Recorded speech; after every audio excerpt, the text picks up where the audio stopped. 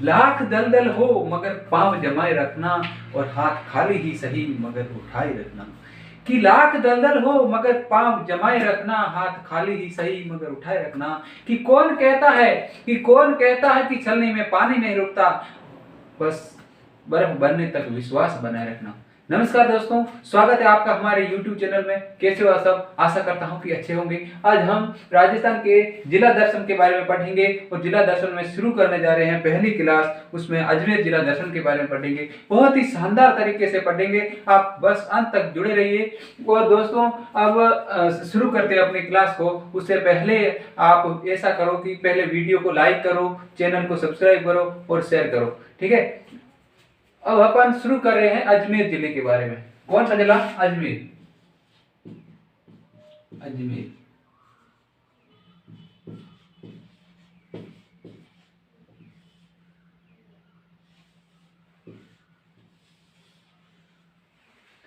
अजमेर जिले को अलग अलग तरीके से अपन समझेंगे कि भौगोलिक दृष्टि से अजमेर जिले का जो जिला दर्शन है, भौगोलिक दृष्टि से के बारे में पढ़ेंगे, ऐतिहासिक दृष्टि से पढ़ेंगे, धार्मिक दृष्टि से प्रमुख मेले कौन कौन से हैं, और बहुत ही शानदार तरीके से पढ़ेंगे। दुर्ग के बारे में पढ़ेंगे शानदार तरीके से। आप बस जुड़े रहिए, ठीक है। सबसे पहले अपन पढ़ते हैं कि अजमेर जिले की स्थापना है वो कब की गई। तो अजमेर जिले की स्थापना है वो चौहान शासक होता है अजय राज। अजमेर जिले की स्थापना है वो 1113 के अंदर, 1113 ईस्वी में, 1113 ईस्वी के अंदर अजमेर का चौहान वंश का शासक होता है अजय राज चौहान। कौन होता है? अजय राज चौहान। अजमेर की स्थापना है वो 1113 के अंदर अजय राज चौहान के द्वारा की जाती है। उसके बाद में पढ़ते हैं कि अजमेर का शुभंकर है वो क्या है। अजमेर का शुभंकर है वो है खड़मोर।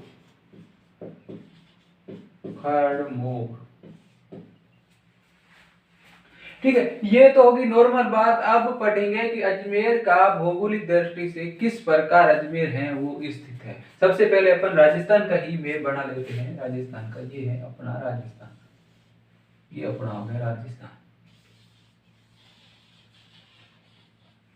ठीक है। तो राजस्थान के अंदर इस जगह पर त्रिभुजाकार आकृति में स्थित है। इस प्रकार अजमेर जिला है वो स्थित है किस आकृति में? त्रिभुजाकार। आकृति कैसी है? त्रिभुजाकार आकृति। अपन भौगोलिक दृष्टिकोण के बारे में पढ़ रहे हैं। कैसे पढ़ रहे हैं? भौगोलिक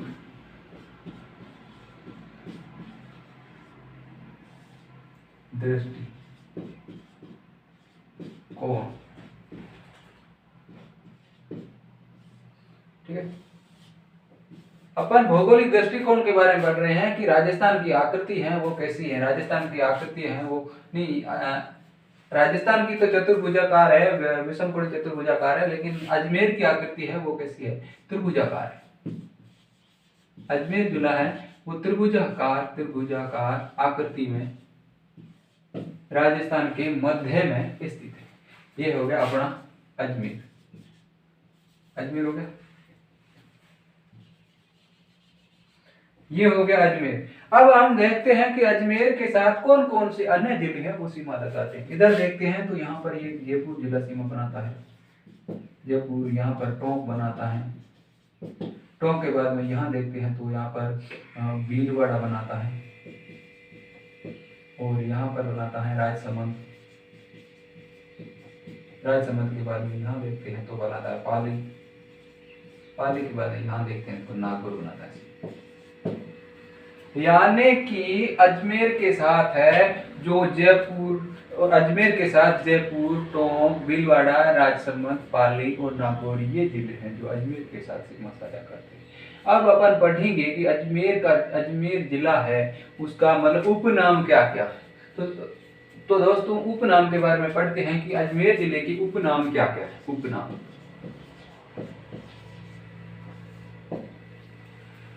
अजमेर को भारत का मक्का कहा जाता है, राजस्थान का हृदय कहा जाता है, राष्ट्रीय राजमार्गों का चौराहा कहा जाता है, अंडों की टोकरी कहा जाता है, और मतलब कई उपनामों से भी जाना जाता है। अजमेर को कहा जाता है राजस्थान का हृदय। राजस्थान राजस्थान का हृदय, अजमेर को राजस्थान का हृदय कहा जाता है। और दूसरा है राजस्थान का हृदय, भारत का मक्का, भारत का मक्का, भारत का मक्का कहा जाता है। और राष्ट्रीय राजमार्गों का चौराहा कहा जाता है, राष्ट्रीय राजमार्गों का चौराहा। विभिन्न संस्कृतियों वाला जिला, विभिन्न संस्कृतियों वाला जिला, संस्कृतियों वाला जिला।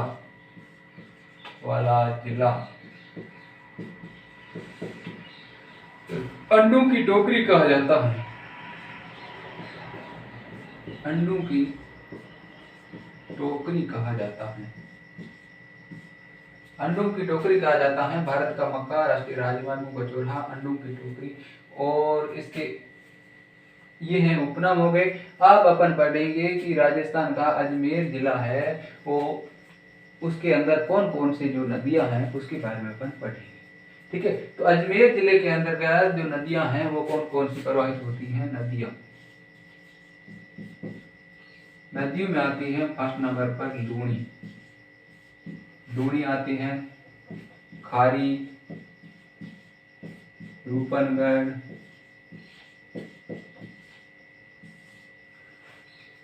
आदि नदियां हैं जो अजमेर जिले से होकर के गुजरती है। तो उतार दीजिए दोस्तों, उसके बाद में ये नदियों के बारे में पढ़ेंगे थोड़ा विस्तार से, लूणी नदी के बारे में कि लूणी नदी है वो किस प्रकार से बहती है। ठीक है,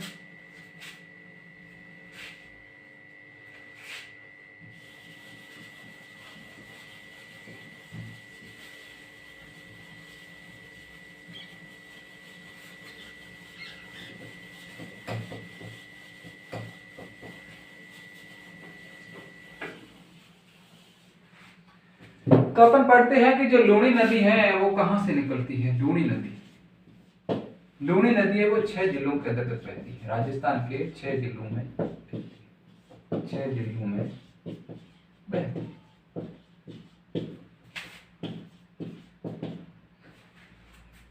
लूणी नदी है जो राजस्थान के 6 जिलों के अंदर बहती है। इसका उद्गम है वो अजमेर के नाग पहाड़ से होता है, अजमेर के नाग पहाड़ से इसका उद्गम होता है। नाग पहाड़ से इस नदी का जो उद्गम होता है, उस समय जब उद्गम होता है उस समय सागरमती धारा के रूप में होता है। किस रूप में होता है? सागरमती धारा के रूप में होता है, सागरमती धारा के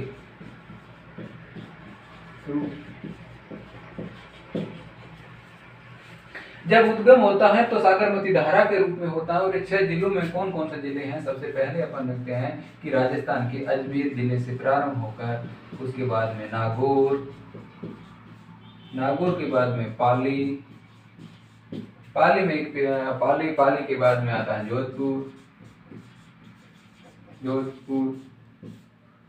जोधपुर के बाद में आती है बाड़मेर के बाद में जालोर के बाद में गुजरात में चले जाते हैं और गुजरात के कच्छ के रण में जाकर ये लूणी नदी है वो विलुप्त हो जाती है। तो लूणी नदी है, इसको ये मरुस्थल की सबसे लंबी नदी है। कौन सी? पश्चिमी मरुस्थल की, पश्चिमी राजस्थान की सबसे लंबी नदी।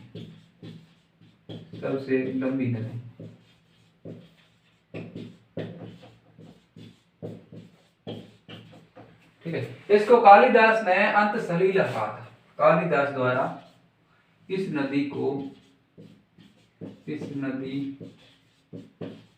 कालिदास ने, महाकवि कालिदास हुए जिन्होंने, कालिदास ने इस नदी को अंत सलीला कहा। क्या कहा है? अंत सलीला नदी का।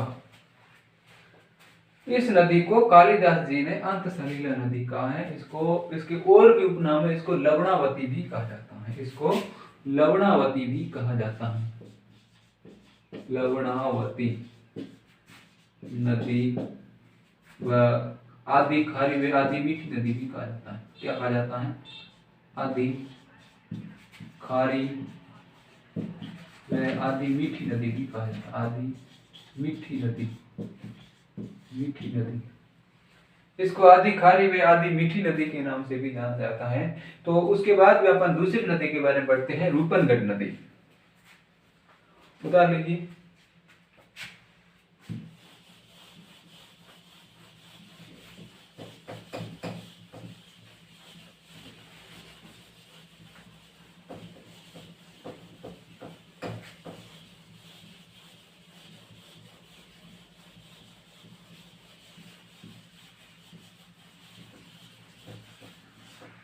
दूसरे नंबर पर जो नदी आती है वो आती है रूपनगढ़। रूपनगढ़ ये भी अजमेर से निकलती है। अजमेर से निकलती है और अजमेर से निकलने के बाद में ये सांभर झील में जाकर गिरती है। सांभर झील में जाकर गिरती है। सांभर झील में रूपनगढ़ नदी है जो अजमेर जिले से निकलकर सांभर झील में जाकर गिरती है। और इस नदी के किनारे, इस नदी के किनारे निम्बार्क संप्रदाय की, इस नदी किनारे सलेमाबाद के अंदर, सलेमाबाद में निम्बार्क संप्रदाय की, निम्बार्क संप्रदाय की, किस संप्रदाय की? निम्बार्क संप्रदाय की प्रधान पीठ स्थित है। प्रधान पीठ स्थित है। ठीक है। इस नदी के किनारे रूपनगढ़ नदी है, वो अजमेर जिले से निकलती है। और इस नदी के किनारे है वो सलेमाबाद में निम्बार्क संप्रदाय की प्रधान पीठ है। और ये रूपनगढ़ नदी है जो सांभर झील में जाकर गिरती है। उसके बाद में अपन पढ़ते हैं कि अजमेर जिले के अंतर्गत चोटियां कौन कौन सी है, उसके बारे में पढ़ते हैं।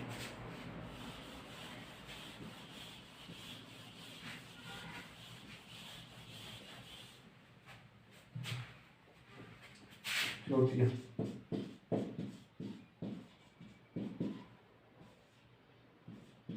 मुख्य रूप से मध्य अरावली की 3 ही चोटियां हैं। कैसे, कितनी चोटियां हैं? 3 चोटियां हैं। पहली है गोरम जी, गोरम जी, इसकी ऊंचाई है वो 934 मीटर। दूसरे नंबर पर आती है, वो आती है मोरारजी देसाई, मोरारजी देसाई, ये है 933 मीटर। उसके बाद में तीसरी चोटी आती है नाग पहाड़,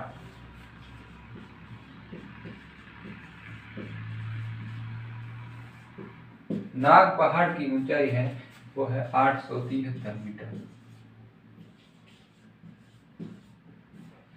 देखिए दोस्तों, अजमेर के अंदर मुख्य रूप से 3 ही चोटियां पाई जाती है। पहली है गोरम जी जिसकी ऊंचाई है 934 मीटर। दूसरे नंबर पर आती है वो है मोरार जी जिसकी ऊंचाई है वो 933 मीटर है। और उसके बाद में जो तीसरी चोटी है वो आती है नाग पहाड़ जिसकी ऊंचाई है वो है 873 मीटर। जहां से लूणी नदी का उद्गम स्थल है नाग पहाड़, वहीं ये चोटी है।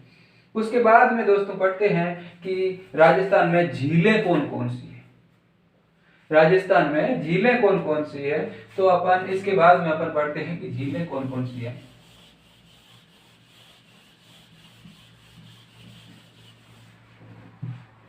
जलाशय अथवा झीलें, जलाशय, जलाशय अथवा झीलें। तो मुख्य रूप से जो झील है वो प्राकृतिक झील, प्राकृतिक दृष्टि से सबसे बड़ी राजस्थान की झील है वो पुष्कर झील है। पहली है पुष्कर, दूसरे नंबर पर आती है, 1 नंबर पुष्कर, दूसरे नंबर पर आती है आना सागर झील, आना सागर। तीसरी आती है वो है आना सागर। दूसरी, उसके बाद में फोय सागर, फोय सागर, फोय सागर झील है। और उसके बाद में आती है नारायण सागर 4 नंबर पर, नारायण सागर। नारायण सागर के बाद में अपन देखते हैं कि फूल सागर, 5 नंबर पर आती है फूल सागर। और 6 नंबर पर आती है, नारायण सागर हो गया, फूल सागर हो गया, 6 नंबर पर कालिंजर,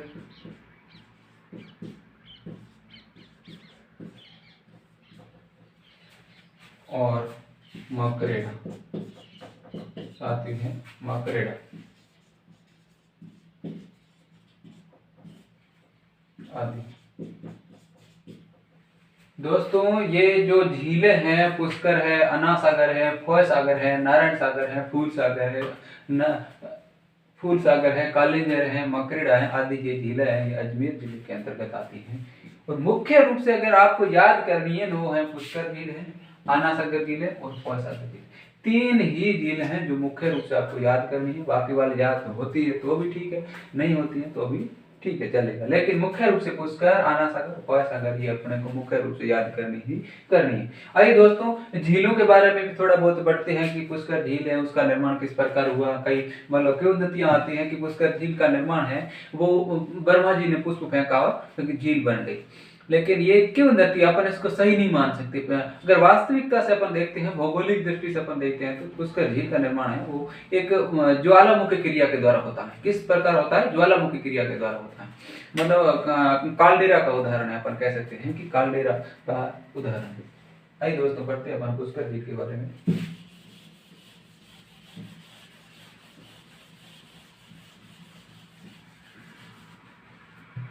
सबसे पहले अपन देखते हैं कि पुष्कर के उपनाम क्या क्या है।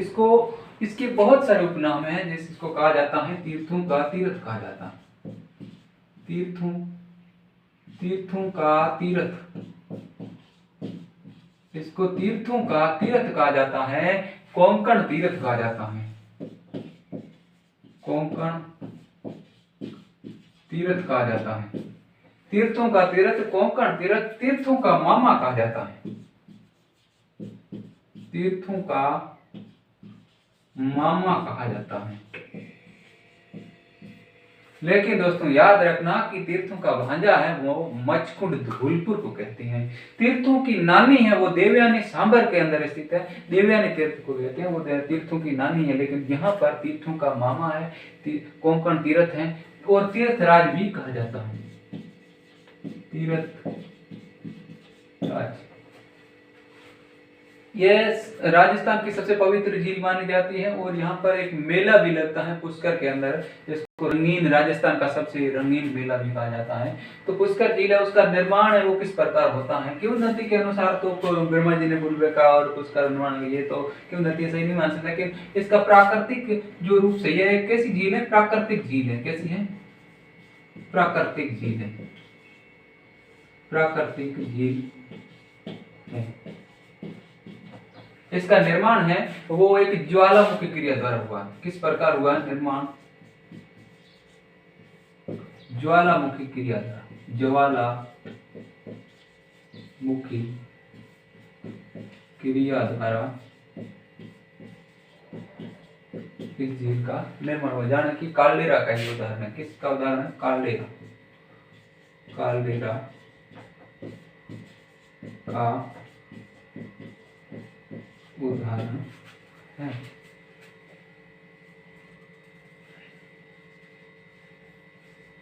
और इस झील पर 52 घाट बने हुए। कितने घाट बने हुए? इस झील पर 52 घाट बने हुए, 52 घाट बने हुए हैं। इस झील पर 52 घाट बने हुए। सबसे बड़ा घाट है वो गांधी घाट, सबसे बड़ा घाट, सबसे बड़ा घाट है, उसका नाम है गांधी घाट। गांधी घाट, ठीक है। अजमेर के अंदर पुष्कर झील है, जिसको तीर्थों का तीर्थ कहते हैं, कोंकण तीर्थ कहते हैं, तीर्थों का मामा कहा जाता है, तीर्थ राज भी कहा जाता है। इस झील का निर्माण है वो प्राकृतिक, यह एक प्राकृतिक झील है जिसका निर्माण है वो ज्वालामुखी क्रिया के द्वारा हुआ है, ठीक है। तो इसके ऊपर 52 घाट बने हुए हैं और यह सबसे बड़ा घाट है यहाँ का है वो महात्मा गांधी घाट है। तो ये उतारे अगले झील के बारे में अपन पढ़ते हैं। दूसरे नंबर की झील है वो कौन सी झील है? दूसरे नंबर पे अपन देखते हैं तो वो आती है अन्ना सागर झील। कौन सी झील आती है? अन्ना सागर झील।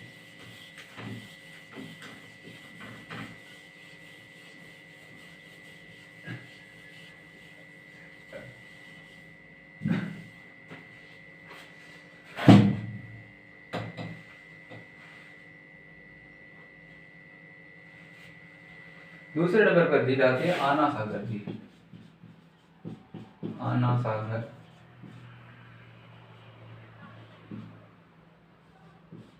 झील। अन्ना सागर झील है। अन्ना सागर झील का निर्माण है वो अर्णोराज चौहान के द्वारा करवाया जाता है। अर्णोराज अन्ना सागर झील का निर्माण है वो 1137 के अंतर्गत। कौन से सन? 1137 ईस्वी में अर्णोराज चौहान द्वारा करवाया जाता है। अर्णोराज चौहान द्वारा करवाया जाता है। कहते हैं कि अन्ना सागर झील का निर्माण है वो बांडी नदी के जल को रोककर अर्णोराज ने तुर्कों की मतलब रक्त रंजित भूमि को धोने के लिए इसका निर्माण करवाया था।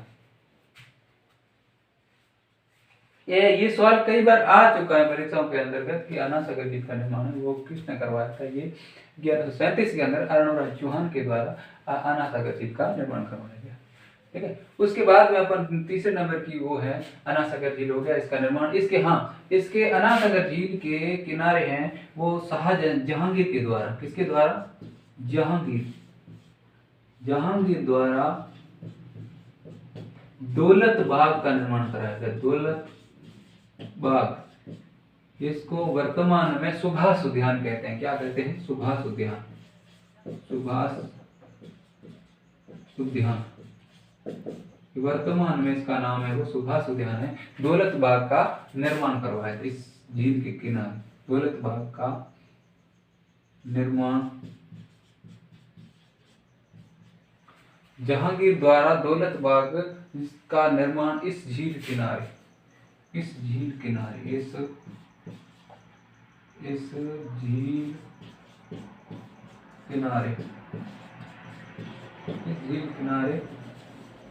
निर्माण करवाया, ठीक है। अन्ना सागर झील के किनारे है वो जहांगीर के द्वारा दौलत बाग यानी कि वर्तमान में सुभाष उद्यान का निर्माण करवाया गया। उसके बाद में आता है शाहजहां। शाहजहां ने इस झील किनारे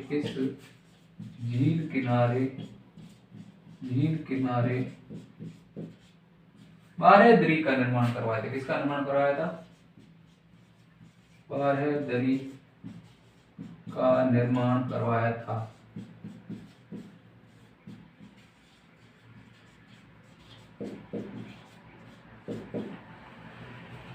अन्ना सागर झील के किनारे वो शाहजहां के द्वारा बारहदरी का निर्माण करवाया गया और जहांगीर के द्वारा दौलत बाग का निर्माण कराया गया। इस झील का निर्माण है वो अर्णोराज चौहान के द्वारा 1137 के अंदर किया जाता है। तो दोस्तों उतार लीजिए। उसके बाद में अपन आगे चलते हैं। तीसरी झील है वो फौसागर झील है, उसके बारे में अपन पढ़ते हैं कि उसके क्या क्या थोड़ी बहुत विशेषता है, उसके बारे में पढ़ेंगे।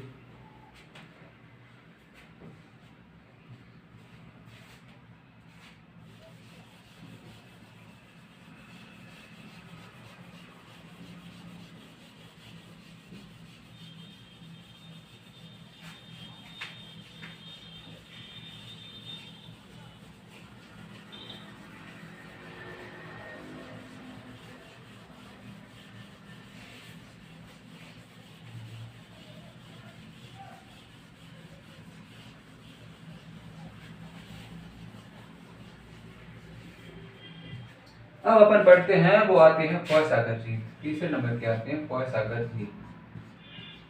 फॉयसागर झील।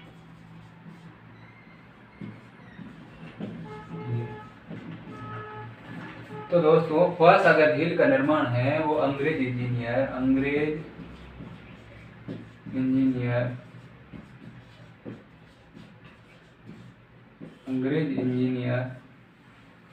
फोय के निर्देशन में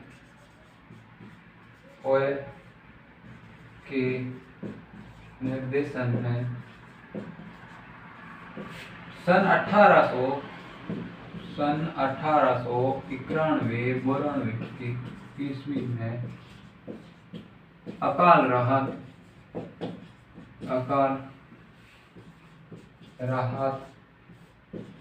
कार्यों के तहत इस झील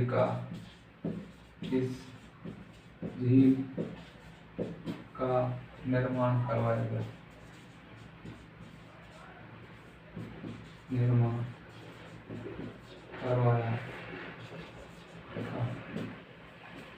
देखिए दोस्तों, अकाल राहत कार्यों के तहत अंग्रेज इंजीनियर फोय द्वारा 1891 में इस झील का, फॉयसागर झील का निर्माण करवाया गया।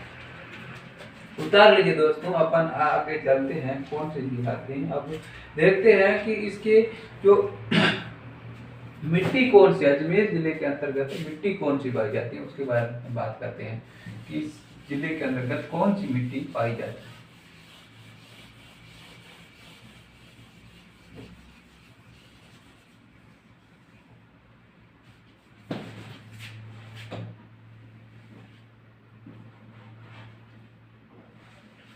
तो इसके अंदर मिट्टी कौन सी पाई जाती है उसके बारे में अपन पढ़ते हैं कि मिट्टी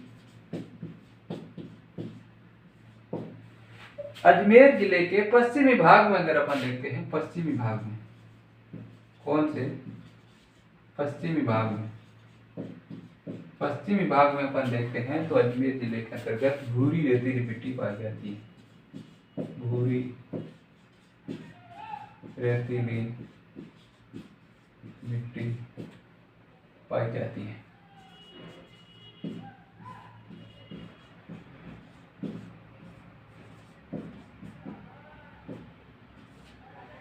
ठीक है, अजमेर जिले के पश्चिमी भाग में भूरी रेतीली मिट्टी पाई जाती है और पूर्वी भाग में, कौन से भाग में, पूर्वी भाग में कांप मिट्टी पाई जाती है। कांप मिट्टी पाई जाती है।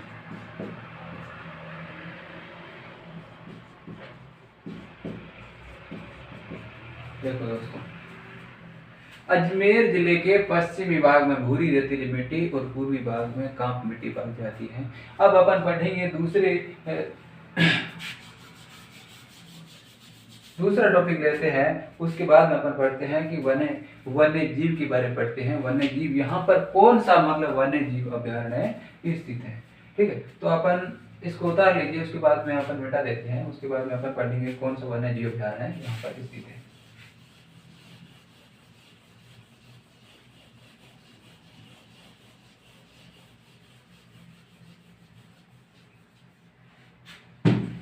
अजमेर के अंतर्गत एक अभ्यारण्य आता है टोडगढ़ रावली अभ्यारण्य। रावली टोडगढ़ अभ्यारण्य कौन सा आता है?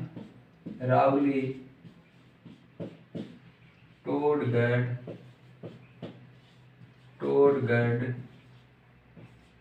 अभ्यारण्य। रावली टोडगढ़ अभ्यारण्य यह एकमात्र ऐसा अभ्यारण्य है जो 3 संभागों में विस्तृत है। उदयपुर संभाग के अंतर्गत आता है, अजमेर संभाग के अंतर्गत आता है और तीसरा आता है जोधपुर संभाग के अंतर्गत आता है। जानने के लिए 3 जिलों में फैला हुआ है। पहला अजमेर में तो है ही, अजमेर के बाद में प्लस नागौर के बाद में राजसमंद।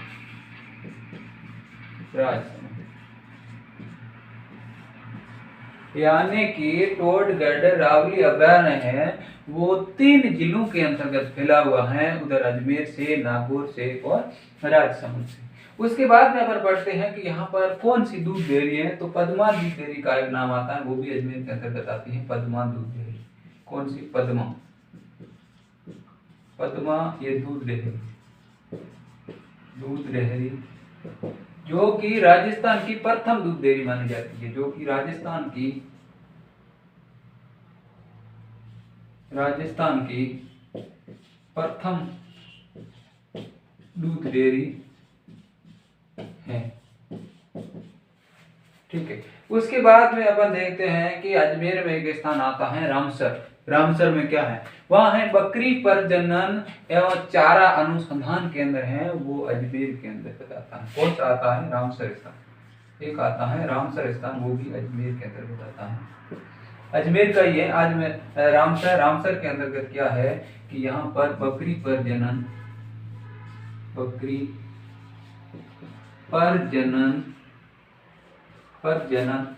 एवं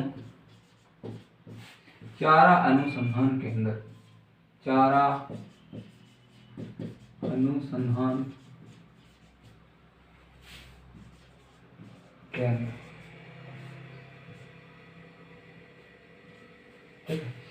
अजमेर के रामसर स्थान के अंदर, रामसर गांव है, तहसील है, उसके अंदर क्या है कि एक बकरी प्रजनन एवं चारा अनुसंधान केंद्र है, वो स्थापित है। उसके बाद में अपन बढ़ते हैं कि पुष्कर में एक गुलाब की खेती की जाती है, जो कि विश्व में प्रसिद्ध है। गुलाब की खेती है, वो विश्व में प्रसिद्ध है और विश्व में उनके उत्पादन में अव्वल है। गुलाब के फूल उत्पादन में पुष्कर है, वो गुलाब के उत्पादन,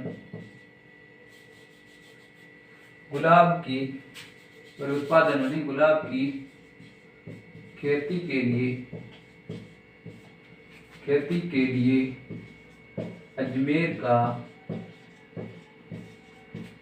अजमेर का जो पुष्कर है वो विश्व प्रसिद्ध है। पुष्कर विश्व प्रसिद्ध है।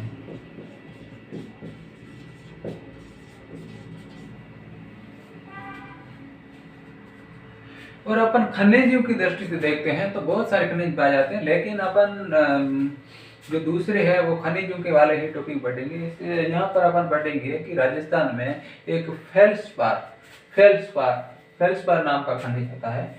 कौन सा आता है? फेल्सपार। अपन लिख लेते हैं यहाँ पर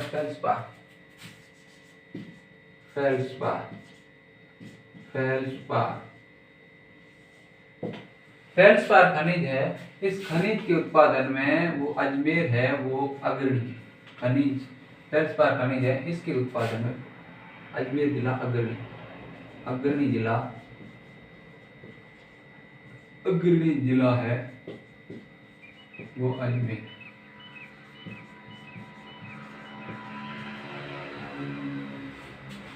खनिजों में फेल्सपार के उत्पादन में अजमेर जिला है वो अग्रणी।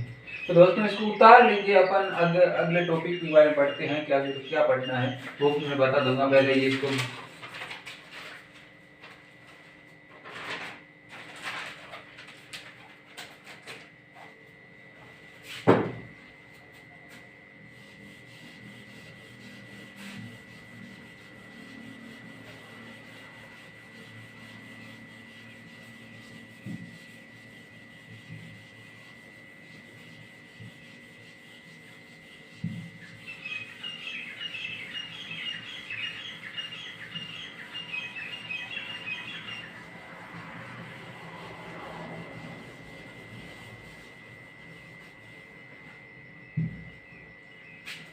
अजमेर के अंतर्गत एक स्थान आता है चाचियावास।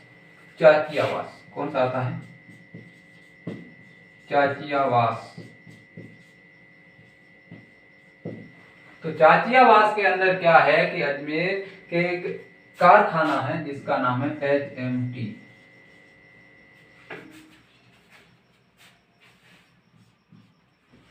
जाने की हिंदुस्तान मशीन टूल्स घड़ी कारखाना वर्तमान में तो बंद है, लेकिन एचएमटी ये चाचियावास अजमेर के अंतर्गत एक आता है। इसकी HMT Hindustan machine tools, Hindustan machine tools, Hindustan machine tools, इसकी एचएमटी की स्थापना है वो 1967 के अंतर्गत होती है।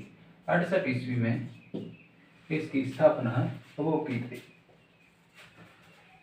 और एचएमटी चाचियावास और ब्यावर के अंतर्गत एक आता है ब्यावर, ब्यावर, ब्यावर के अंतर्गत, ब्यावर, ब्यावर के अंतर्गत क्या है कि the Krishna mills limited, Rajasthan की प्रथम सूती वस्त्र मिल, प्रथम सूती वस्त्र मिल, राजस्थान की प्रथम सूती वस्त्र mill the Krishna mills limited, the Krishna mills limited, कौन सी है? The Krishna mills limited.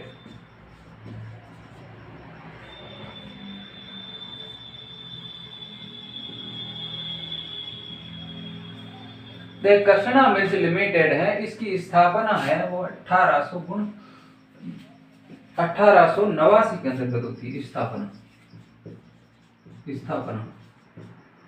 1889 में इसकी स्थापना ईस्वी में होती है। ये राजस्थान की प्रथम सूती वस्त्र मिल है। इसकी स्थापना 1889 के अंतर्गत हुई थी।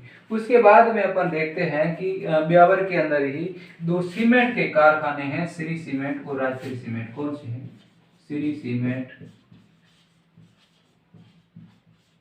श्री सीमेंट और दूसरा आता है श्री सीमेंट और राजश्री सीमेंट कारखाना, राजश्री सीमेंट,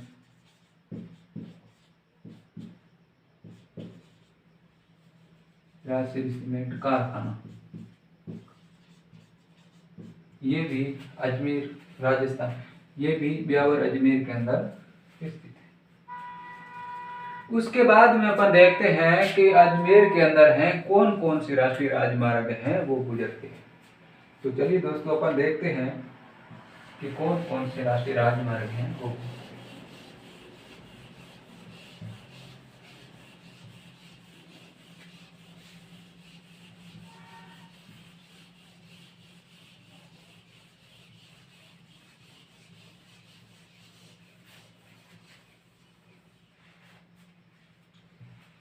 तो राष्ट्रीय राजमार्ग है, राष्ट्रीय राजमार्ग कौन कौन से राष्ट्रीय राजमार्गों का चौराहा अजमेर को कहते हैं। राष्ट्रीय राजमार्ग कौन कौन से गुजरते हैं? राष्ट्रीय राजमार्ग पहला तो 8 नंबर, 8, 14,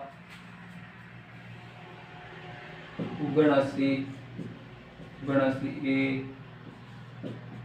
व 89, ये राष्ट्रीय राजमार्ग हैं वो अजमेर के अंदर गुजरते हैं। राष्ट्रीय राजमार्ग संख्या 8, 14 और 79, 79A और 89 ये राष्ट्रीय राजमार्ग है वो अजमेर जिले के अंदर गुजरते हैं।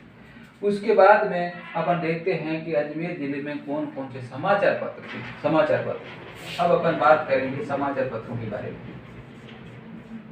समाचार देखिए दोस्तों, बहुत ही शानदार तरीके से पढ़ेंगे। अभी तो सिर्फ भौगोलिक दृष्टिकोण की दृष्टि से पढ़ रहे हैं, अभी ऐतिहासिक दृष्टि से पढ़ना बाकी है और उसके बाद में सांस्कृतिक दृष्टिकोण से वो भी बाकी है। उसके बाद में अपन देखेंगे कि कौन कौन से मेले भरते अजमेर के अंदर, तो अगली क्लास में देखेंगे। लेकिन अभी जितना होता है उतना अपन कर लेते हैं इस क्लास में। आधा घंटा या पौना घंटा इतने ही क्लास बढ़ाएंगे। ठीक है दोस्तों, तो समाचार पत्र कौन कौन से हैं? पहला आता है आगी बाण। कौन सा आता है? आगी बाण, आगी बाण समाचार पत्र, समाचार पत्र।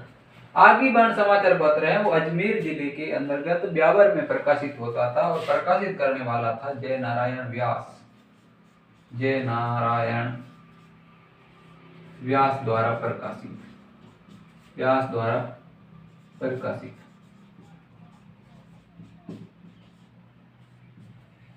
तो तो इसकी ये जयनारायण व्यास द्वारा ब्यावर में प्रकाशित होता था। उसके बाद में दूसरा आता है, वो आता है एक आगे बाण हो गया। उसके बाद में आता है नवीन राजस्थान। कौन सा आता है? नवीन राजस्थान। नवीन राजस्थान ये समाचार पत्र हैं, ये अजमेर के अंदर ही होता था, अजमेर के अंदर प्रकाशित होता था। इसके ये विजय सिंह पथिक द्वारा, विजय सिंह पथिक द्वारा प्रकाशित, पथिक द्वारा प्रकाशित समाचार पत्र था, प्रकाशित समाचार पत्र था, समाचार पत्र था। नवीन राजस्थान इसके अलावा भी है त्याग भूमि है, जो हरिभाई उपाध्याय द्वारा है। त्याग भूमि कौन सा है? त्याग भूमि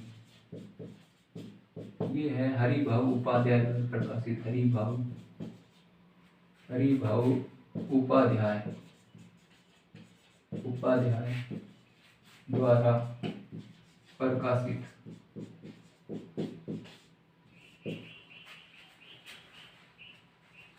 समाचार पत्रों में आगे बाण समाचार पत्र है जो जयनारायण व्यास द्वारा प्रकाशित है। उसके बाद में नवीन राजस्थान में जो विजय सिंह पथिक के द्वारा अजमेर के अंदर, ये सब समाचार पत्र है। त्याग भूमि है, नवीन राजस्थान है, आगे बाण है, ये सब अजमेर के अंदर ही प्रकाशित होते हैं। उसके बाद में अपन पढ़ते हैं कि इसमें और कौन कौन से इसके अलावा, तो राजपूताना हेराल्ड है, राजपूताना टाइम्स है, राजपूताना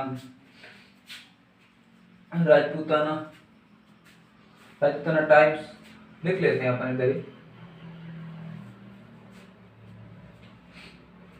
इसके अलावा कि राजपूताना हेराल्ड इनके अलावा है राजपूताना गजट, राजपूताना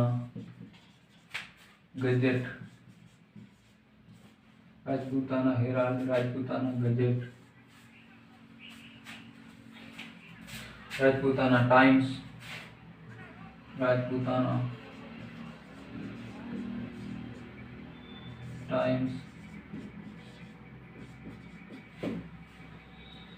उसके बाद में एक और आता है आर्यमार्तन।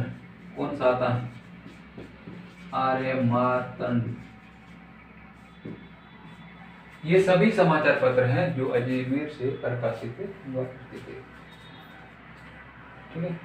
उसके बाद में दूसरा टॉपिक अपन लेते हैं कि राजस्थान में कौन कौन से जो अजमेर में अंग्रेजों के संघर्ष के समय जो संगठन बने थे, स्थापित संगठन है, कौन कौन से थे, उसके बारे में अपन पढ़ते हैं। इसको उतार लीजिए, उसके बाद आगे बढ़ते हैं।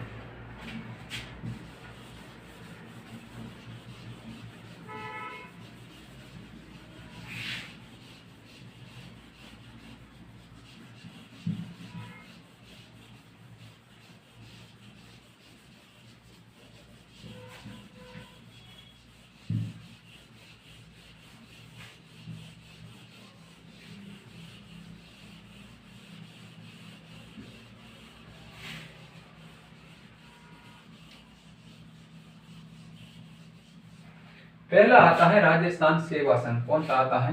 एक नंबर पर आता है राजस्थान सेवा संघ। राजस्थान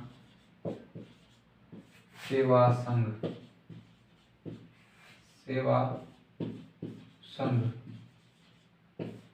राजस्थान सेवा संघ की स्थापना है वो 1919 के अंतर्गत आती है। 1919 में ईस्वी में विजय सिंह पथिक द्वारा, विजय सिंह पथिक द्वारा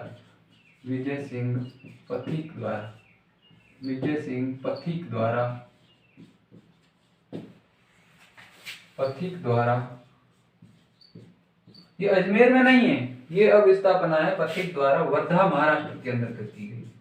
कहाँ की गई? वर्धा महाराष्ट्र के अंतर्गत की गई। लेकिन 1920 के अंतर्गत क्या है? महाराष्ट्र में की गई, लेकिन 1920 के अंतर्गत 1920 ईस्वी में पथिक जी द्वारा विजय सिंह पथिक जी द्वारा इस संघ को अजमेर स्थानांतरित कर दिया गया। अजमेर स्थानांतरित कर दिया गया।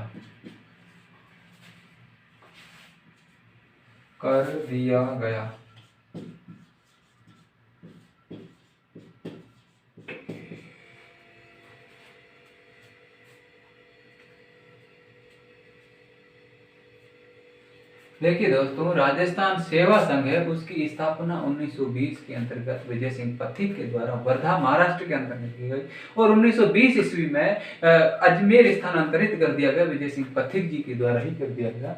और उसके बाद में अपन पढ़ते हैं कि राजपूताना भारत सभा दूसरे नंबर पर आती है। राजपूताना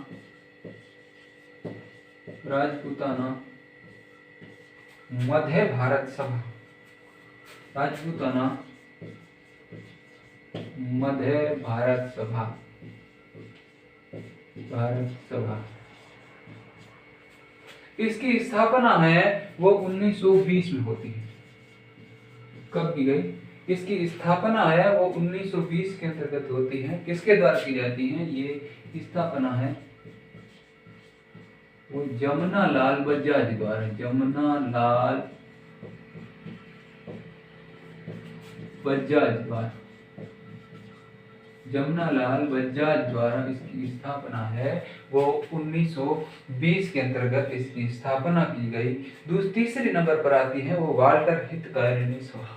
कौन सी आती है? वाल्टर हितकारिणी सभा। इधर ही अपन देख लेते हैं, तीसरे नंबर की आती है वाल्टर हितकारिणी सभा। वाल्टर हितकारिणी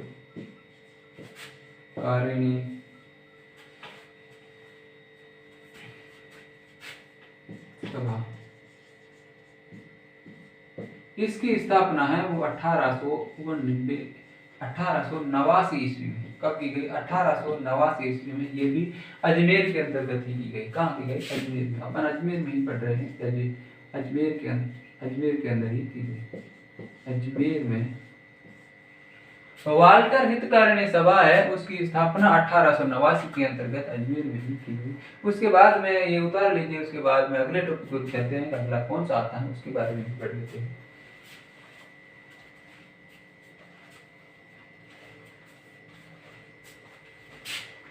देखिए दोस्तों, ये अपना भौगोलिक दृष्टिकोण तो अब पूरा हो गया है। उसके बाद में अपन कोई भी बातें बची हैं तो आप कमेंट में जरूर बताएंगे। भौगोलिक दृष्टिकोण के में कुछ बातें रहेंगी, लेकिन मेन इंपॉर्टेंट जो बातें थे जो परीक्षा में आने योग्य थी, जैसे राजस्थान सेवा संघ, ये कई बार परीक्षा में आता है। और ये दूसरा राजपूताना मध्य भारत सभा 1920 में जमुना लाल बजाज जी के द्वारा स्थापना की, ये भी बहुत बार परीक्षा में आया हुआ है। वाल्टर हितकारिणी सभा है 1889 के अंदर, ये भी बहुत परीक्षा। लेकिन ज्यादातर मैंने 90% तो मतलब भौगोलिक दृष्टिकोण की दृष्टि से जो भी सवाल एग्जामों की दृष्टि उठते हैं वो सारे करवा दिए हैं। बाकी जो भी कुछ बच भी जाते हैं तो आप कमेंट में जरूर बताना, ठीक है। अब अपन पढ़ेंगे ऐतिहासिक दृष्टिकोण की दृष्टि से। ऐतिहासिक दृष्टिकोण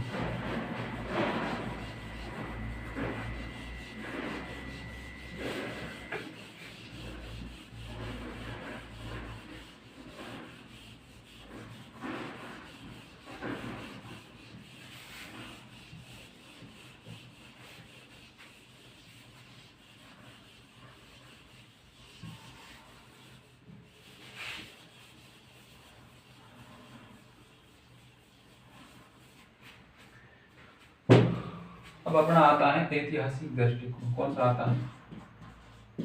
ऐतिहासिक दृष्टिकोण।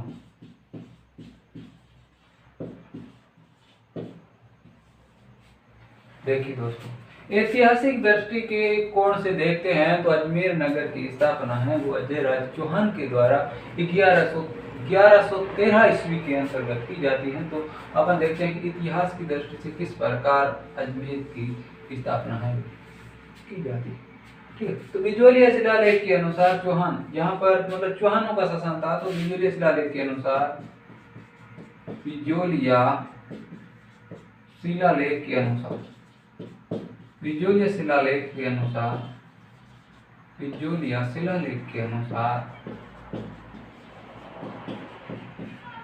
अजमेर के चौहानों की,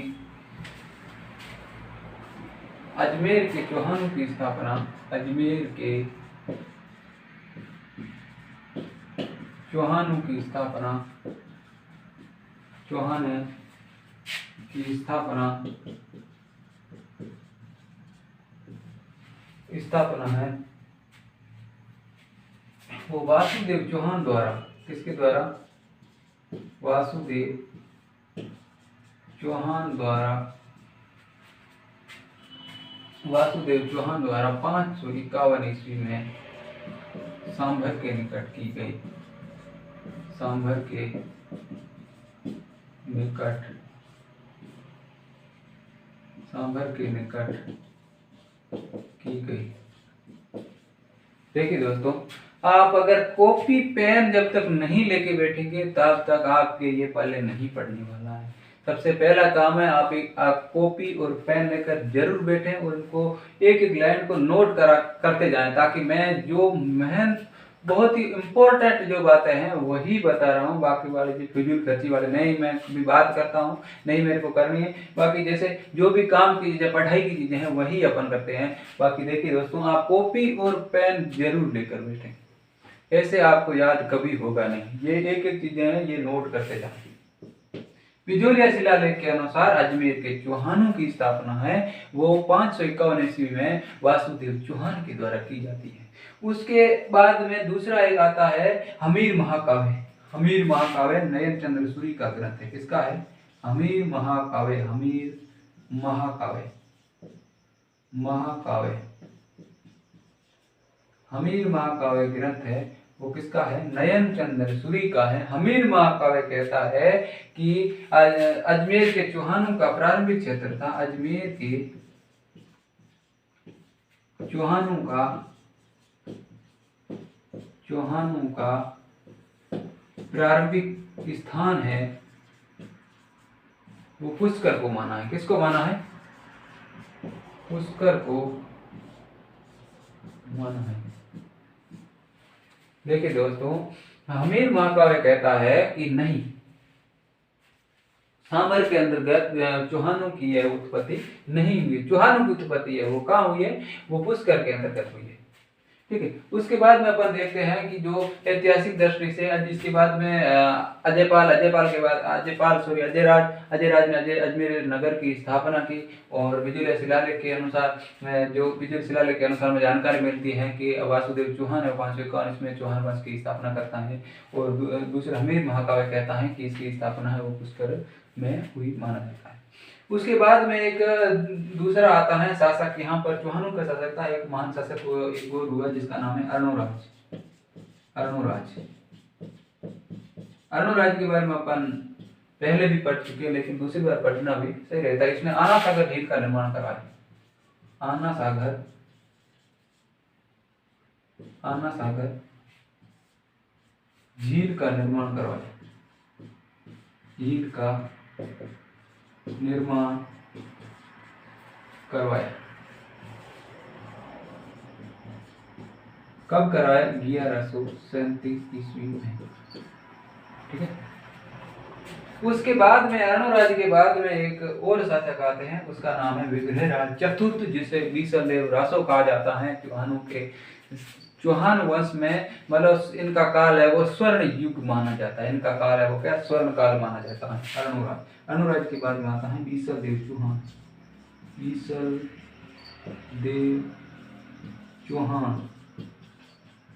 बीसलदेव चौहान को ही विग्रहराज चतुर्थ कहा जाता है। विग्रहराज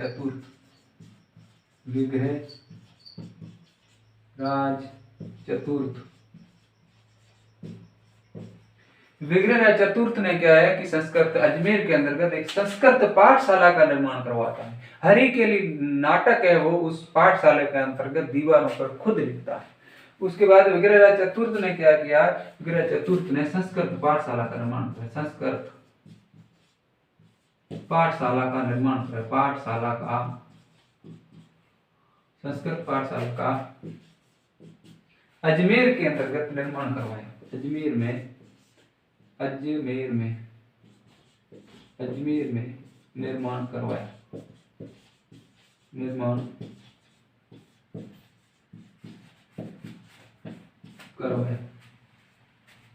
बीसल देव चौहान यानी कि वगैरह चतुर्थ ने संस्कृत पाठशाला का निर्माण करवाया, लेकिन कुतुबुद्दीन ऐबक है वो जब तराइन का प्रथम और दूसरा युद्ध होता है, दूसरे युद्ध में तब कुतुबुद्दीन ऐबक है वो अजमेर में संस्कृत पाठशाला होती है उसको तोड़वा देता है और उसके स्थान पर 2.5 दिन का झोंपड़ा मस्जिद में परिवर्तित कर देता है। इसको संस्कृत पाठशाला को कुतुबुद्दीन ऐबक द्वारा, कुतुबुद्दीन ये मोहम्मद गोरी का एक सेनापति था। कुतुबुद्दीन ऐबक, कुतुबुद्दीन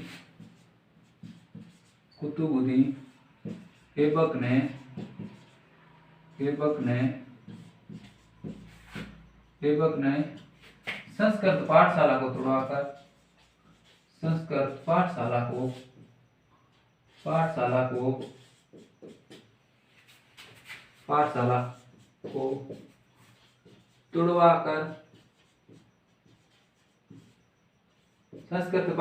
तोड़वाकर उसके स्थान पर संस्कृत पाठशाला को 2.5 दिन के झोंपड़े में परिवर्तित कर देते। तोड़वाकर 2.5 दिन के झोंपड़े में परिवर्तित करिए। 2.5 दिन के झोंपड़े, 2.5 दिन के झोंपड़े मस्जिद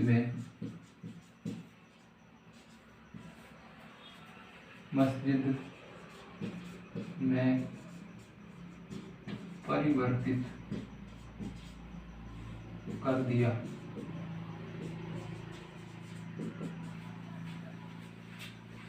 यानी कि अजमेर के बीसल देव चौहान वगैरह चतुर्थ ने एक संस्कृत पाठशाला का निर्माण करवाया था। उस संस्कृत पाठशाला को कुतुबुद्दीन ऐबक ने 2.5 दिन के झोंपड़े एक मस्जिद में बदल दिया। वर्तमान में 2.5 दिन के झोंपड़ा है वो अजमेर के अंतर्गत है। ठीक है, तो आगे अपन देखते हैं इसके बाद में कौन कौन सा शासक आता है, उसके बारे में क्या क्या है बातें। इसके मतलब जो वर्तमान समय में 2.5 दिन का झोंपड़ा है उसकी दीवारों पर बीसल देव चौहान द्वारा हरि के लिए नाटक की कुछ पंक्तियां भी अभी भी लिखी हुई है। मैं तो नहीं गया हूं लेकिन सुना है कि लिखी हुई है अभी तक।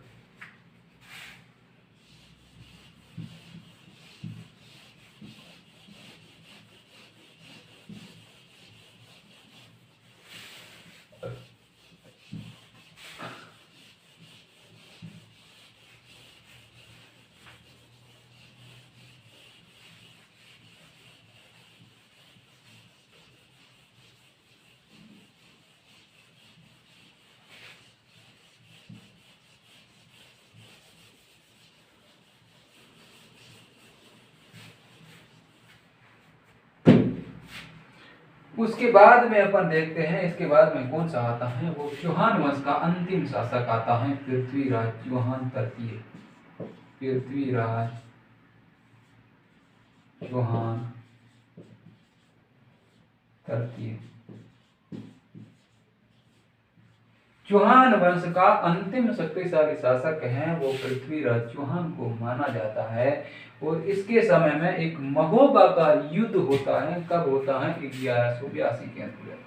पृथ्वीराज चौहान मतलब कहते हैं कि इनकी माता कर्पूर देवी ने 11 साल मतलब इनके पिता होता है वो पिता का नाम क्या था? सोमदेव, शायद सोमदेव था पिता का नाम, और माता कर्पूर देवी होती है। पिता की मृत्यु के बाद में 11 वर्ष की उम्र में ये शासक बनते हैं। 1177 के अंदर शासक बनते हैं। और 1182 के अंतर्गत एक महोबा का युद्ध होता है। महोबा का युद्ध, इनके समय में एक महोबा का युद्ध होता है। महोबा का युद्ध, महोबा के युद्ध में क्या होता है कि महोबा का शासक होता है महोबा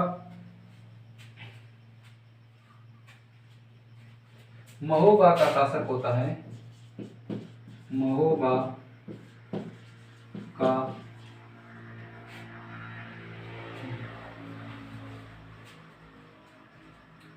महोबा के शासक चंदेल। महोबा के शासक चंदेल परमार्दित देव ने चंदेल महोबा का शासक था परमार्दित देव। महोबा का शासक होता है